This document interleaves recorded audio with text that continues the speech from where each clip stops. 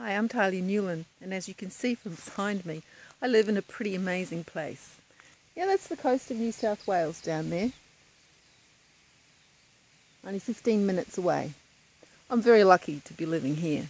When you live somewhere like this, somewhere so beautiful, generally speaking, you don't want to really go to many other places. It's like you live in paradise, so why go elsewhere? As much as possible, I try not to go anywhere else because I'm perfectly happy just here with the birds and the trees, far away from the hustle and bustle of the rest of the world. However, I have long had an urge to go to Europe. Like many of us who live down under, we want to go and see the Gothic cathedrals, the wonders of the ancient world, because we have fabulous ancient stuff in Australia. Don't get me wrong, this is a very, very old place. We have, for instance, fabulous rocks. Isn't that a beauty?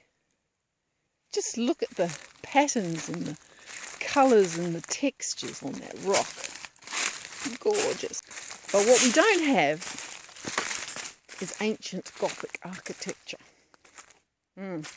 So I'm off to Europe to look at the cathedrals and castles where ghosts might walk, where my writer's imagination can be stimulated by turrets and thick walls and secret passages. And yeah, I've got a book coming up that's set in a castle, so yeah, I'm going to go and visit a few castles and kind of immerse myself in them, 2 weeks to go, and yeah, I've got things to do, a few things to be thinking about. It's interesting, this question of wanting to go somewhere else, this desire. The Buddhists say that we live in, the realm that we live in is a desire realm. And that's because humans always want stuff. They always want something else, something more. It's the way we are. It's our human condition to want more, to be looking for new stuff, for new adventures, things we don't have now, things we'd want to have.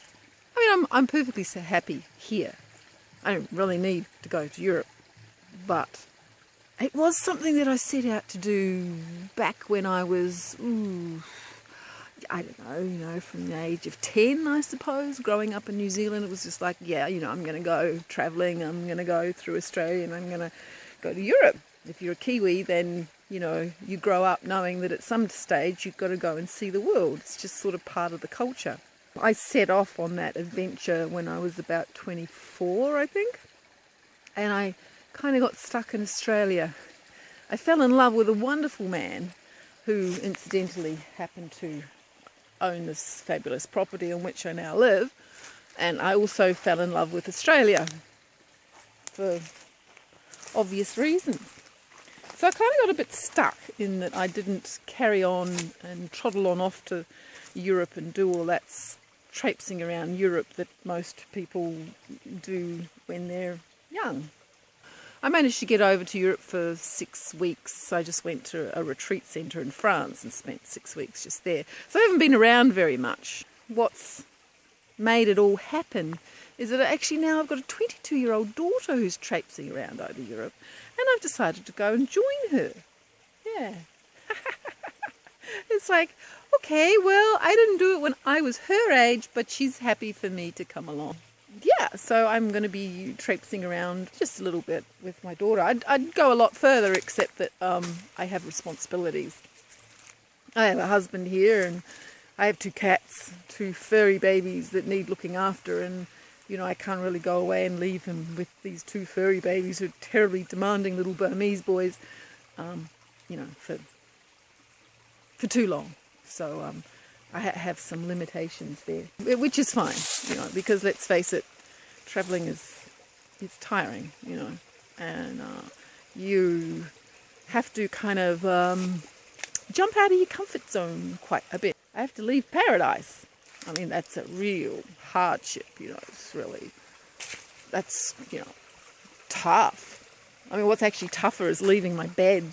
You know, I have such a nice, comfy bed, and that's really tough, you know. I mean, I might not get a comfy bed, I might get, you know, really dreadful beds.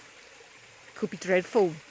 But, you know, that's the risk you take. That's what adventure's all about, isn't it? You don't know. You don't know what's going to happen. So, life changes. And that's what life's all about. And sometimes it's really good for us to kick ourselves in the pants and do something fairly major, like me jumping on a plane and flying to the other side of the world. I hate flying to the other side of the world, by the way. I mean, you have to be crazy to actually enjoy being stuck in a silver bullet for, you know, like 22 hours or whatever. And the stopovers are always, you know, in the middle of the night kind of stuff. So it's a pretty painful process, that, I think. But anyway, if you want to go there and see these marvellous things, then that's what you got to do. And I'm leaving this with the hustle bustle of European cities. Here's my little kitty boys on the veranda. Are you having a nice time on the veranda, little kitty boys? Hey? My beautiful boys? Oh, yeah, look. Hello, this is Manny. And this is Loki. My beautiful boys. I'm going to miss you, boys. Oh, yes, I'm going to miss you.